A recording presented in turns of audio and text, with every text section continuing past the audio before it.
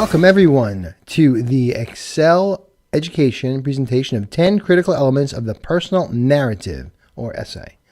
Welcome. This is a presentation by Excel Education, the Excel Education Pre-Physician Assistant Clerkship Program. Today we're going to give you some topics of discussion regarding the 10 critical elements of the personal narrative. We're going to discuss your attributes, your patient contact experience, your life experience, maturity and perseverance, quality of PA shadow experience. We're going to be discussing what meaningful healthcare team experience means and how it will help your narrative. We'll be discussing non-patient service experience, how you can utilize those experiences to help your narrative as well. We're going to discuss your ability to communicate, leadership ability and experience. We're going to show you that you have leadership ability and experiences, and you may not even realize it because perhaps you weren't the captain of a sports team or an officer in your fraternity or sorority, but there are probably times that you have taken leadership roles. And then we want you to consider your assets as you prepare to write your narrative. So let's start with attributes. Attributes are what? First thing, survey your strengths and challenges, okay? You need to take a piece of paper and write down what you feel are all your strengths. Write down examples of how your strengths came out and describe them. You don't want to use adjectives to describe yourself. You want to actually write the scenario that challenges the reader to discover your strengths. Challenges could be any issues that you've run into that you've overcome. And actually a challenge or a weakness can be shown to be a strength in the way you overcame them. Overall GPA, this is an attribute. Now, the most important, again, remember, I said that GPA is not the end-all. However, when it comes to GPA, as part of your attributes, consider your last 2 years GPA because the schools will. They're going to weigh your last 2 years GPA greater than the first 2 years. And if there are any kind of issues during your first or second year of college and your GPA suffered by it, you can bring that up because, again, by having a tremendous second 2 years GPA, you can show how you overcame challenges to succeed. Science GPA. So look, the level of difficulty of the most recent science courses is considered. Usually general chem and bio, students are just getting a feel for college and they may not do that well. But as you go forward, the courses in the later years, junior and senior year, are a lot more difficult generally than the previous ones, and that will be weighed strongly in your favor as well. But remember, GPA is not the determining factor. A 4.0 GPA is not a slam dunk. I have sat on admissions committees at several schools where the 4.0 GPA was all that the candidate spoke about, and that person was not considered. GPA is important, but it's more important to depict yourself as an excellent people person as well as an excellent student. So patient contact experience. Look, what's really important? The quality of the experience. Best experiences give you a lot of one-on-one time with patients. Superior experiences help you develop relationships with patients, cultivate a sense of empathy, make a connection with patients, and be seen as a caregiver. And it helps you build rapport with your audience, the reader. Again, developing relationships with patients helps you with your communication, helps you learn how to develop relationships in general, including relationships with the reader in your narrative and later on with your interviewer. You want to cultivate a sense of empathy. You want to develop your feeling for empathy and understanding it within yourself. Students tend to use adjectives to describe themselves when they're asked, what's your greatest strength? Well, I'm empathetic, I'm conscientious, I'm compassionate, I'm determined. These are all adjectives, and the PA reader of your narrative and eventually your interviewer understands that everyone is going to try and come across as empathetic, conscientious, compassionate, etc. But using adjectives just tells them that you know what they want to hear. It doesn't really show them how you're that way. But by cultivating a sense of empathy with a great experience, you start to learn how in yourself you have that empathy, and you can describe a scenario that shows them that you're an empathetic person and a compassionate person so that they come up with that word in their own mind. And in a sense, they have a vested interest in you now because they discovered you. So you want to make a connection with the patient, having lots of patients that you spend a lot of time with, not so much office visit, in and out, taking blood pressure. Maybe medical assistant will spend a few minutes, 5 minutes, 10 minutes, even 15 minutes with a patient, and then done till 6 months or 3 months or a year. So the idea is this repetitive, seeing the same patient once a week, in the case of the Excel program, and then being seen as a caregiver. The reader should see you as a person who's rendering some sort of care. I remember my first day of PA school, our director said that being a great PA is 10% about care and 90% about caring. And certainly, even without medical training, you can show caring. And that is an important part of being a caregiver. And then again, all these things help you build a rapport with your audience because you're showing them that you have characteristics that they have as well. The both of you share certain characteristics, and they're already a PA, and they're going to look at it like you could be a good PA because you're like them. Real patient experiences are far superior. They provide a sense of compassion, empathy, dedication, and teamwork. Do not use adjectives to describe yourself, as I mentioned earlier, because they're just going to think you're telling them what they want to hear. And you want to use words to paint a picture of yourself. So what you want to do is the words you use in your narrative should paint the picture of yourself as an empathetic person. Again, let them discover that. Let them come up with the word in their mind. Empathy, compassion, determined. Paint the picture for them. So life experience. Well, look, everyone has varied life experiences, okay? Some people, this is a new career for someone. For some students, they're coming out of an old career, and it's first career for some students as well. The college students, again, it's your first real career. So for a new career, if you are a person who's been in the workforce already, you might start asking yourself, am I too old to start a new career? So you're starting a second career. Do you have the ability to carry the intense course load? Do you have the stamina, the time commitment required? The years that we spent in PA school will be considered as well. What if a person is a contributing or main breadwinner? These are all sacrifices that are going to be, a challenge for the student that is starting a second career. But remember, previous experience can be utilized in the PA profession, and it can be utilized in your narrative. So, look, I remember when I started on my journey to become a PA, it was a second career for me. I had been in the workforce for 10 years. And I would have been 36 years old when I graduated PA school, starting to think about it at 33. And I remember talking to someone in one of my classes who's actually a little older than me. And I mentioned to her, look, I'm going to be 36 years old when I become a PA. I'll be old. Of course, that was 21 years ago. So anyway, what she said to me made so much sense. You're going to be 36 either way in 3 years. Why not be 36 and a PA? Makes sense, right? So now, if PA school or the PA profession is your first career, as it is for probably the majority of you, look, you want to utilize any previous experiences to develop material for your narrative.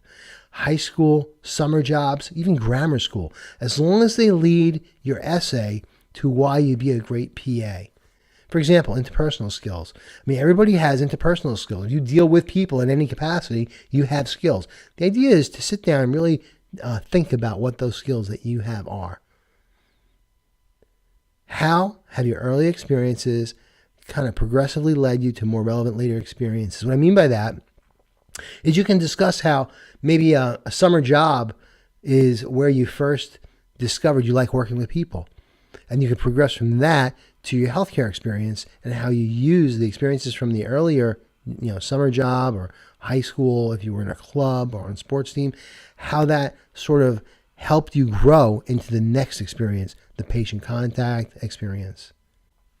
Maturity and perseverance. So, maturity and perseverance, this reveals your passion about becoming a PA. A mature person can easily reveal that.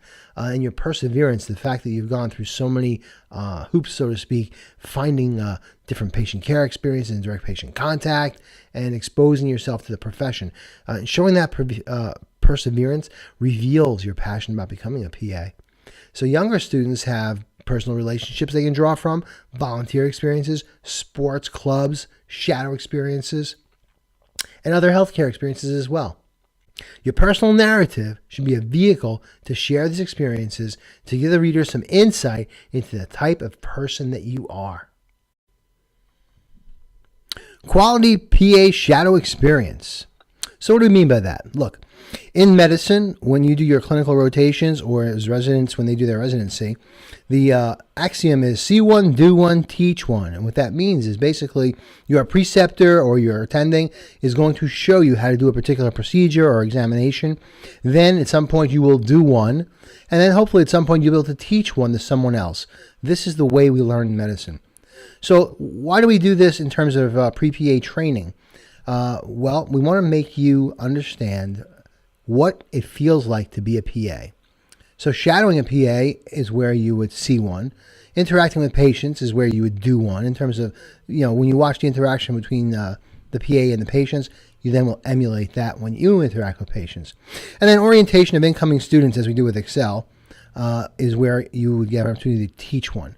But all of this, it helps you understand when you have your PA shadow experience, the more involved you are with the patient and the PA, the better.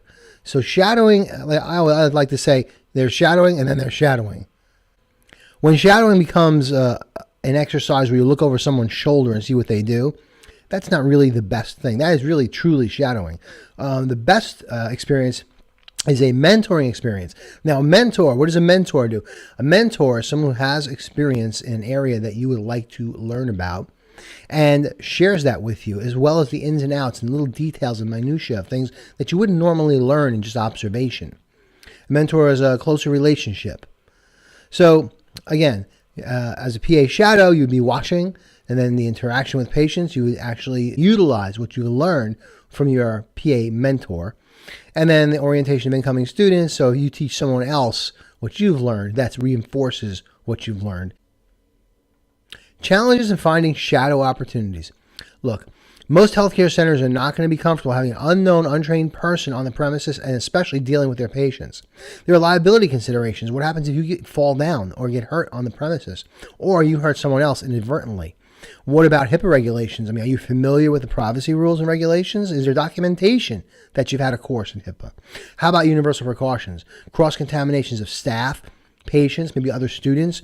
These are all concerns that healthcare centers have, and why they're reticent to allow unknown, untrained persons onto their premises. So a much better experience for PA shadowing involves an active role in helping the patient in some meaningful way as part of a team. Again, more of a mentorship and then healthcare team effort. So speaking of a healthcare team experience, meaningful healthcare team experience. What do we mean by that? Here's an example where one of our Excel students sits in on the director's meeting, the morning meeting, once a week to review each patient and their plan of care. And our students directly participate, reporting their quality of life survey results to the team. They make suggestions of how there could be an action plan for any issues that come up, and then they follow up to make sure that they're dealt with. So it is most desirable to be part of a healthcare team. It helps you distinguish yourself. Okay, so you're not just shadowing, you're not just having direct patient contact on your own. You're not like a reader where you read a book to a patient. Here you're really participating in an area of their care. And it's repeated patient contact, and this helps you with rapport building skills. Most PAs, if you're a hospitalist, you're going to be dealing with patients over and over again. Some stays are a week, some are 2 weeks, sometimes longer. So these rapport building skills between patient and caregiver are usually important. And again, it gives you a sense of belonging in the field because you've had the experience now. It reinforces your desire and passion as well. You want to participate in care plans, which I just mentioned, where here, again, our students participate at the morning meeting of these centers, the directors meeting. These are all directors of departments. They participate in developing a care plan and making suggestions, and they follow up. And follow-up skills, again, are a huge part of medicine in general and a huge part of the PA function. And they have a direct influence then on outcomes, which is extremely rewarding. And again, it gives them that sense of this is something they really have to do. You want to develop a sense that you don't just want to become a PA, but rather you have to become a PA. It's something you just have to do. It becomes part of you. So you want to be comfortable in your role as a PA student, You want to show yourself to be comfortable with your role as a future PA. You want to show in your essay that through your actions and through your senses and through what you feel about your experiences, you are meant to be in that PA program. In fact, you're meant to be a physician assistant. If you are comfortable and confident in your role as an applicant, then you will make the reader comfortable with you. So non-patient service experiences. Look, these are a great resource for your narrative, okay? You have acquired people skills in all your experiences. Again, if you interact with people in any way, you've acquired skills.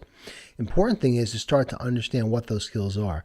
You want to get noticed, okay? So some of your experiences hopefully are interesting, and you want to utilize these in your narrative because, again, interesting experiences are going to draw the eye, or they're going to pull in the reader, and you'll be able to connect with the reader because of these interesting experiences. Yeah, any experience that shows you going the extra mile, because being a PA is all about going the extra mile. Being a PA student is all about going the extra mile. So they feel that through your previous experiences, even non-patient service experience, you're a person who does that, goes the extra mile. That's going to be huge for you. Also, it shows an ability to build rapport. Again, your interactions with customers or clients, if you were in a non-medical field, or patients, if you were in an allied health field, is going to be huge. It shows your ability to build rapport. And this is really important, again, because PAs have to build rapport of trust with patients. And if you have that, and you can show that in your narrative and later in your interview, that would be hugely beneficial to you. So again, you want to demonstrate the senses of empathy you have, demonstrate a sense of excitement, demonstrate a sense of humor. Again, you don't want to use adjectives. You want to demonstrate it through your narrative of different experiences you've had. Ability to communicate. Communication is key to building rapport. It's all about building rapport. In building rapport, you use different types of communication. You use verbal, you use voice, as in tone and tempo, you use body language. All these things are part of building rapport. There's a whole section on advanced interviewing techniques, it really should be called advanced communication techniques, that goes into all of these details. So communication, key to building rapport. A feeling of commonality creates rapport. Okay, most people like people that are like themselves or who they want to be. In other words, you want to be a PA, the PA interviewer, or in the case of the narrative, the reader is a PA, you've already started to create a sense of commonality. But you have to express it. Creating rapport is directly related to the ability to communicate. So you want to give examples of your communication skills in terms of how you built rapport with patients and others who you've come in contact with in the past. So again, you can't say communication is one of my great assets. You have to show it. You should show it in your narrative, okay? You should paint the picture of yourself. Leadership ability and experience. Look, leadership is hinged on your ability to communicate and build rapport. And you can use these two skills to resolve conflicts. Conflict resolution, you may be asked a direct question. Have you ever had an opportunity or a situation where you had to resolve a conflict? And communication is key because you're dealing with two people on the opposite sides of an issue. You have to be able to communicate with both of them, build rapport with both of them, and be the bridge between them. So here's some examples of where you can show your leadership ability and experience. Team sports, clubs, fraternity, sorority, civic organizations. And here's a real important thing to remember, because not everyone is a captain or a leader officially, but even if you weren't the official group leader, but you took a leading role, you can describe that, explain that, and address leadership ability and experience. Consider your assets. Now, this is an interesting section, very interesting, and the basis of your narrative in general. You have challenges, common characteristics, and strengths. Challenges are situations that tested your fortitude, setbacks, obstacles you've overcome, challenges you've overcome. Okay, here you can turn negatives or challenges into positives by showing how you grew from them and were able to overcome them. So common characteristics, these are basically the attributes that don't set you apart from other candidates. For example, your GPA. Everybody has a good GPA that's going to apply to PA school. Even if your GPA is between a 3.0 and a 3.8, I mean, you're all right there basically. Believe it or not, that's fairly nuanced and doesn't make much of a big difference. Strengths. Strengths are the sizzle on your steak, to borrow a sales term. The sizzle on your steak is what sells your steak as compared to anybody else's. Example, Ruth's Chris Steakhouse sells you like a $300 steak dinner because of the sizzle. It's a metaphor, but the reality is it's the sizzle. Even the ads, the commercials, are audio of the sizzle. The bottom line is the sizzle on your steak is what makes you special, your unique attributes, and what makes you the best candidate. These are your selling points, and the main body of material should come from this category, your strengths. So one final and very important point. Have your essay proofread. This is key. All of us have had the experience. We've written something, read it over, and we read very often what we meant to write, but not what we actually wrote. And that can be disastrous with your personal narrative. So who should proofread your essay or personal narrative? Well, you can have a friend do it, an English major, a science major, professor, English professor, science professor, or a PA that has coached numerous students. I mean, the least favorable is going to be just having a friend read it, because it's not only about a forensic edit, like looking at what was, misspellings, punctuations. That's an important part of it, but it is not by any means all of it. English major could help you with the forensic part of it. A science major can help you with technical information, but you don't really need that, because again, we're talking about the narrative being a window to who you are. Okay, same thing with professors. I mean, they're academics, and you know what? They're going to look for, if you were going for professorship, would this narrative be right? And that's great if you're going to be a professor. But if you're going to be a PA, the best person to have it is another PA, to proofread it rather. Now, a PA that has coached numerous students, probably your best choice because they have multiple experiences. PA student has been through the process, but they only have their one experience. A practicing PA, similarly, I mean, they might be more mature in the narrative writing, but even they only have their own experience to go by. And if they've been a PA for a while, it's just different now. I would tell you that I probably couldn't get into PA school myself if I had to do it today. It's just that hard, that much harder now. The admissions committee, well, if you have an admissions committee person, they're very experienced at reading narratives. But again, those narratives are the narratives submitted to that particular school. Now, there are PAs who serve on several different admissions committees. Again, that's a broader knowledge base. That's great. And then there's a PA that is part of a coaching program. So what makes them the best person to do the narrative review is the fact that they have a cumulative insight. They've reviewed narratives from many students that have applied to many schools. And with Excel, we get feedback constantly on essays and interviews, because we always have our Excel graduates come back and participate in the interview process. So we're privy to the knowledge and information that they have garnered. And so each student who's gone to several different schools will give us feedback on their experience with all these different schools. I hope you've enjoyed watching this video as much as I've enjoyed making it for you. And please send us your feedback. You can email us your feedback at letusknow@exceleducation.com. And remember, don't just chase the dream, capture it. This is Phil Festa for Excel Education.